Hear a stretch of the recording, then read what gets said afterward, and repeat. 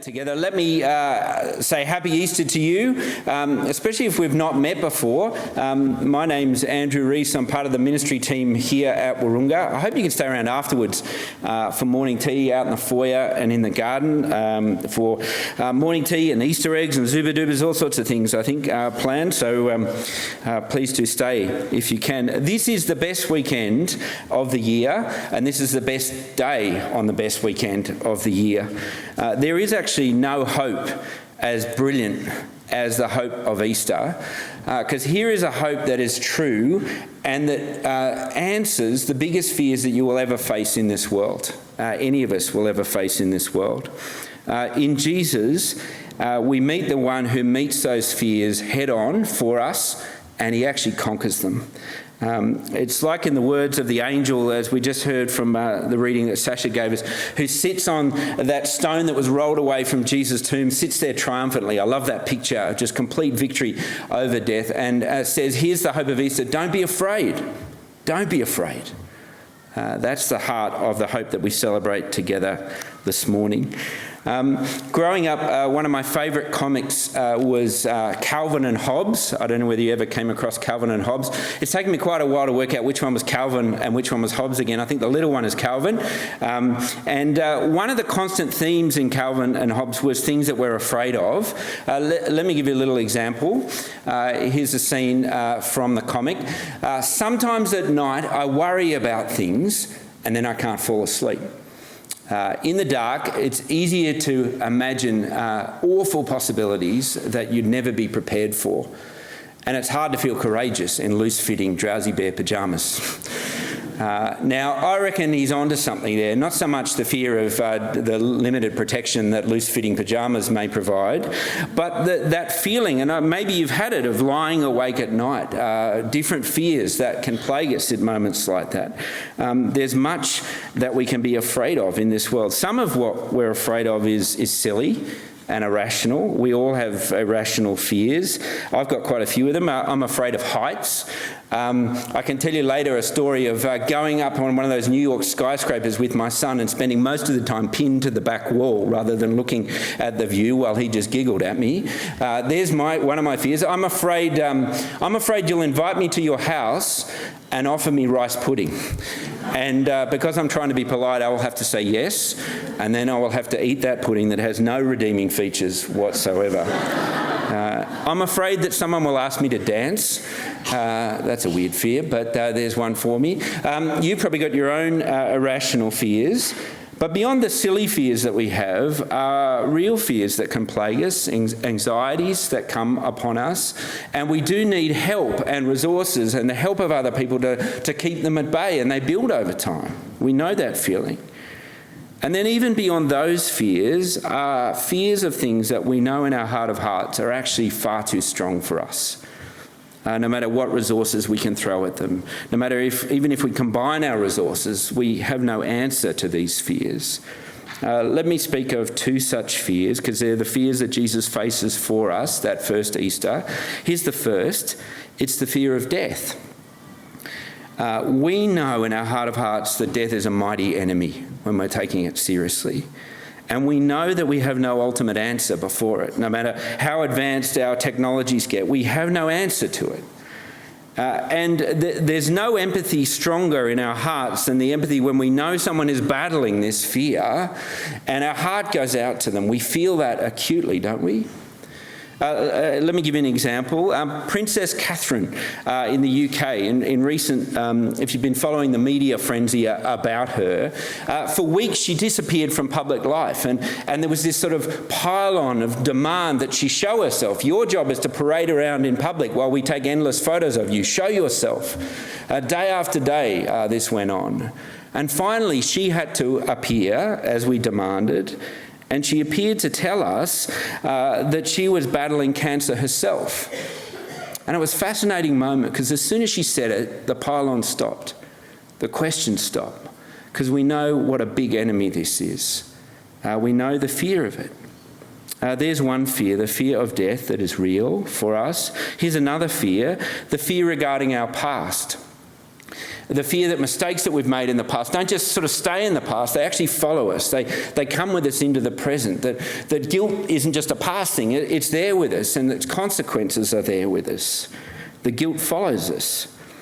I reckon life is a bit like one of those Etch-a-Sketch things. Did you ever have one of those as a kid, or perhaps you gave one to a child or a grandchild? One of those things where you can scribble pictures on it, and then once the picture's done, if you're a terrible artist like me, you can just wipe it clean and no one will know what was on there.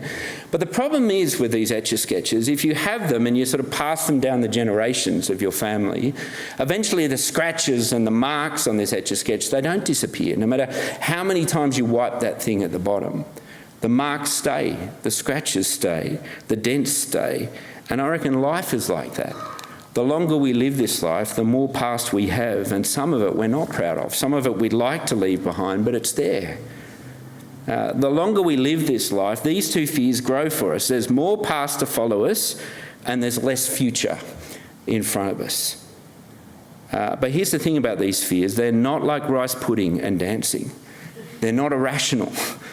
They're real. They're true. What am I meant to do with the mistakes that I can't just wipe clean? What am I meant to do with the reality of death? We have no answers, and because we have no answers, the fear grows all the more. It reminds me of an episode from a medical drama back in the 90s, I think it was, ER. I didn't watch many episodes, but this one struck me.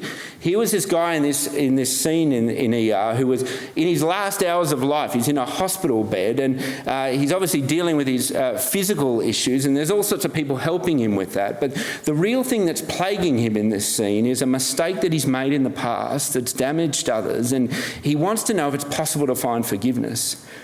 And in the scene, all sorts of people are offering platitudes of how to view that feeling and how to get rid of that feeling. And here's his response to it all. I need answers. And all your questions and uncertainty are only making things worse. I need someone who will look me in the eye and tell me how to find forgiveness because I am running out of time. It's both those fears together, isn't it? Well, you meet Jesus at the cross of Good Friday and the empty tomb of Easter Day, and we find actually real answers to these fears. So come with me. Hopefully you've got it open there, Matthew's Gospel. And even though it's Easter Day, we're going to start on Good Friday because that's where the reading starts. Page 856 if you're looking for it. Matthew 27. And what's brilliant about these readings is they're an eyewitness account of those first Easter moments. And we have the privilege through that account of actually standing there with the eyewitnesses and seeing and hearing what they saw. And if we are eyewitnesses, here's what we would have seen. Look at verse 45. We'd see the phenomenal sight in the middle of the day, middle of the day, the sky like midnight. It's like this metaphor, this big symbol from God of the tragedy of death and this moment, the seriousness of this moment. We would have seen that. But follow down the passage. Here's what we would have heard. Verse 50, we would hear a man cry out in pain. We would hear a man cry out not just in pain but in isolation, having been separated from his Father, as Jesus is, as we read in the passage. But then we would have heard this. Verse 50, we would have heard a man give up his spirit to death. We would have seen a man die. And that's the moment, if we were there as eyewitnesses on that day, as this account shows us, that the crowd would have started to leave and head back down the hill, and we would have gone with them. We would have thought that that's it, that's the end of the story, that's how life works. There's nothing more to say at this point. It reminds me of the poem by W.H. Auden, Funeral Blues, where he's speaking of one he loves and the death of one he loves, and he simply starts the poem this way: stop all the clocks. That's the end. There's nothing more good. Stop the clocks. So it goes for all of us. So it seems here with Jesus, but read on. Matthew's eyewitness testimony is to show us that this death actually is very, very different. He shows us two events that happen at the exact moment that Jesus dies, two events that actually deal with these fears that we grapple with, that show us the hope at the heart of Easter. Here's the first of them. Have a look at verse 50 and 51. As Jesus dies, he shows us a curtain tearing into, and he says, see that? That means your past can be dealt with. Have a look with me, verse 50. When Jesus had cried out again in a loud voice, he gave up his spirit. At that moment, the curtain of the temple was torn in two from top to bottom. Verse 51, at that moment, what moment? Well, it's the moment Jesus breathes his last, the moment he dies. At that moment, this curtain, this enormous curtain, it was in the temple, it was about 60 feet high and 30 feet wide and about an inch thick. This is the curtain to end all curtains. And at that moment, from top to bottom, that thing rips apart. And what I love about Matthew's testimony here is that he's like an expert film director. Our eyes have been focused on Jesus dying on the cross, and he says, that's important, but pan across, about 1 kilometre across to the temple in Jerusalem, and do you see what's happening there, says Matthew. What's happening there we can't afford to miss because it answers this fear. If all we see is on that hill the death of another man, it's all very normal. It's tragic, but it's tragically normal in our world. But cut across to this other scene, verse 51 at the temple, and we see what this death has done, that the death of God's Son, as the centurion calls him, Jesus, tears down this curtain, and that changes everything. The temple was the place where God met with people, where you could actually meet with God, where God's presence dwelt. That's where he was. And so if you wanted to meet with him, that's where you went. But there was this huge curtain in the temple, which basically one side of the curtain is where God's people were, and the other side is where God dwelt. And it was called the Holy of Holies. Why? Because he is holy. God is perfect. He is without sin, without guilt, without this past mistakes to carry with him. None of that. He is holy. He is perfect. And on the other side are people like you and I. People who can't go through that curtain because we're not. The curtain is like a giant no-entry sign from God because our sin has made us unholy. We're unfit to be in his presence. That's the truth. Not some of us, all of us. The curtain declared that where God dwells, you and I can't because, to be honest, we have a past. Our past wrecks our relationship with God. The very relationship we were created to have, it's wrecked it. It follows us. It ruins everything. And I reckon some of us, when it comes to our past, we feel that acutely. Some of us know guilt from our past, and we still feel that. I remember meeting a man about 20 years ago. It was on a Good Friday, actually, and I was serving in another church in another part of Sydney, and the service was over and we'd had morning tea. Everyone had left, and I was the last one left just packing up some things, and about 20 minutes after the people had left, in walks this guy. And unbeknownst to me, he'd been sitting in his car in the car park before the service had started, during the service, and while we're having morning tea, just sitting there. The whole time, trying to dig up the courage to come in. And finally, he digs up the courage. We've all left, apart from me. And he wanders in, and the very first words he says to me is, he says, I didn't think I was able to come. And as I asked him why, and we sat down together, he told me something of his story, something of his past, and it was a mess. He was a man that in a bunch of years leading up to this moment, he'd become ensnared and addicted to gambling, and it had got so bad it had ruined not just his life, but his family. Utterly ruined. And he kept saying to me, I don't think there's a way back. Some people feel the past acutely.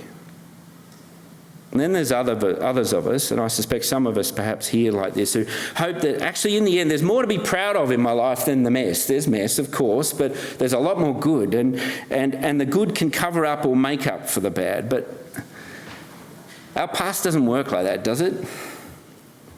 You can't just distract people from the bad by saying, you see the good I've done over here? That doesn't work.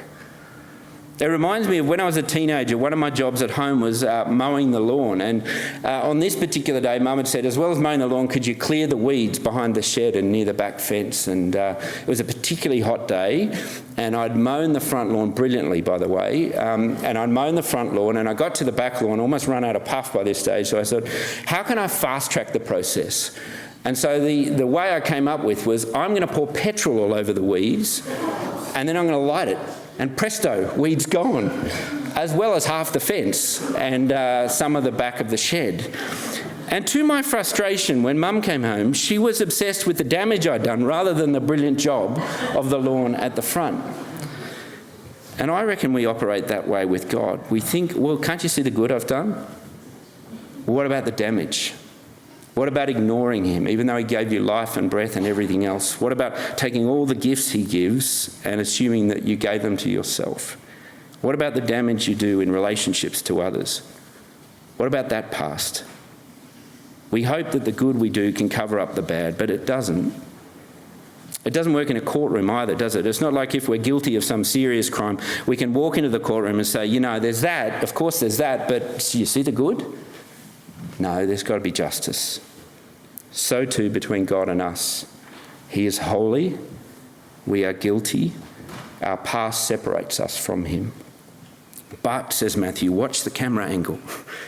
As Jesus dies, he pans across to this no entry curtain, and you see what's happening to it, it's ripping apart. As Jesus dies, God is making a way, inviting us to come back through that curtain that's now torn into, and with no fear of the past. And not because we can walk through that curtain with some sham good deeds to hold up and say, do you see it? No. It's because this man, God's Son, is cut off from God as we deserve to be, and he's carrying our past on his shoulders. This is how another verse in the New Testament puts it. 1 Peter 3:18. Christ died for sins, and he only did it once, but he did it for all of us. The righteous, that's him, holy, without sin, no guilt. For the unrighteous, that's us, those with a past, to bring you to God so that you could go back through that curtain. The torn curtain on that first Easter is God's giant symbol, his giant invitation for me, for you, for that man I met with 20 years ago. There is a way back. Do you see the hope of Easter? Anybody who has known guilt will know the relief of forgiveness. Well, take this in. Here we have Jesus, God's Son, who knows all your guilt, even the stuff you hide from others. He knows it all, and he welcomes you anyway. And he does it because he's carrying the guilt himself. Easter changes our story forever. Our past doesn't have to define us. If we come to him, he will carry it for us. I can walk through that now torn open curtain, and I might look like an imposter, but there's no tap on the shoulder coming to tell me to leave because I'm welcome. He's paid the price. Here more briefly is the other picture he wants us to see, and it deals with this other fear. Have a look at verse 52 and 53. This time he pans the camera to some tombs breaking, and he says, do you know what this means? This means your future is open again. W.H. Auden's poem says, here at the moment of death is when the clocks stop.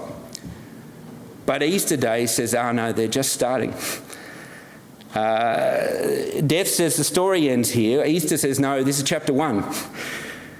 Watch the scene with me. Our camera is fixed on the cross, and then it pans across the valley to what's called the Mount of Olives. And there at the Mount of Olives we see it. Have a look at verse 52. At that moment, the tombs broke open. The bodies of many holy people who had died were raised to life, and they came out of the tombs after Jesus' resurrection and went into the holy city and appeared to many people. Here you have both Good Friday and Easter Day working together. And you know what? If you go to Jerusalem even today and you stand on the Mount of Olives, you'll have this awesome view of across to the city of Jerusalem. But if you look between you and that view, all down the side of the hill, and it's still the case today, is thousands and thousands of tombs. They've been replaced multiple times over the centuries. But as Jesus dies, those tombs are there. But here, do you see what happens? As he breathes his last, at that moment, these tombs start to crack open. It's remarkable. It's like the earthly tremor, the earthquake that's happening at that moment. It's like it treats these tombs like eggs that crack open. You know that experiment they do with preschoolers or kindergarten where the class gets to see little chick eggs that are brought into the class and they're put in an incubator, and day after day they sort of look and nothing's happening, and then eventually the big day comes when it starts to crack open and there's sort of wow. Well, of all the things the last thing you'd expect to find new life from is a tomb. But they're like eggs. They're all cracking open as Jesus dies. And then, have a look at this. Verse 53, Matthew now pans to the other seismic event of Easter, the one we're celebrating today. After Jesus' resurrection, They come out of the eggs. They come out of the tombs. And they went into the holy city and they appeared to many people. Can you imagine that moment? After Jesus' resurrection, these cracked open tombs produced new life where none seemed possible. And if we'd been there, we would have seen it ourselves. Do you see how it says that in verse 53? Many people saw this. I love how the Bible does that. It says, this is not some fanciful dream. Many people saw this. That's the hope of Easter. It says to W.A. Jordan, no, the clocks have been reset. They haven't stopped. And not just for himself, it's for anyone who would come to Jesus. Can you imagine the reunions of that day as you're walking through Jerusalem and your loved one is there in the tomb on the hill, and then all of a sudden they're walking in front of you? But this is not the stuff of wishful thinking. This is our historical hope. You know, Jesus' own death and resurrection is testified to again and again by many people. And in another part of the New Testament, it's simply summed up this way. Here's the history. Christ died, he was buried, he was raised, he appeared. That's the history. Christ died, we've seen that. That's the moment. He's carrying our mistakes, our past on his back so we could be forgiven. That's glorious in itself, but there's more. He was buried. The moment when the clocks are supposed to stop, but they don't. He was raised on the third day. And here you see the power of God on Easter Day. Before sunset Friday, Jesus breathes his last. He gives his spirit up to death, and he's brought down off the cross, and he's laid in that tomb. And he's in the tomb from sunset Friday to sunset Saturday. But then sometime before the women turn up at the tomb early on Sunday morning, death has worked backwards. And God has raised his son bodily back to life. He died, he was buried, he was raised, and now he appears. And if you read 1 Corinthians 15, where those statements come from, it says many people saw it. In fact, we're told in the book of Acts that there was like a 40-day period after Jesus' resurrection where he appeared to many people on many occasions. The news of Easter is not worth a casual glance on Easter morning. It is worth careful examination. Because here is where you will find answers to these fears that are too strong for us. Reality is, for each one of us, our life will go by in a flash. It will be too quick. And along the way, our past will build up and we have no answers. But Jesus does. The angel said to the women, "Do not be afraid, for I know that you are looking for Jesus who was crucified. He is not here. He has risen, just as he said."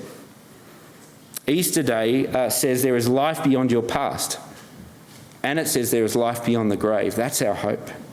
It's like the song we're about to sing together. It captures it brilliantly. It says this: here's how you can live in light of Easter. No guilt in life, no fear in death. From life's first cry to your final breath. That's our hope.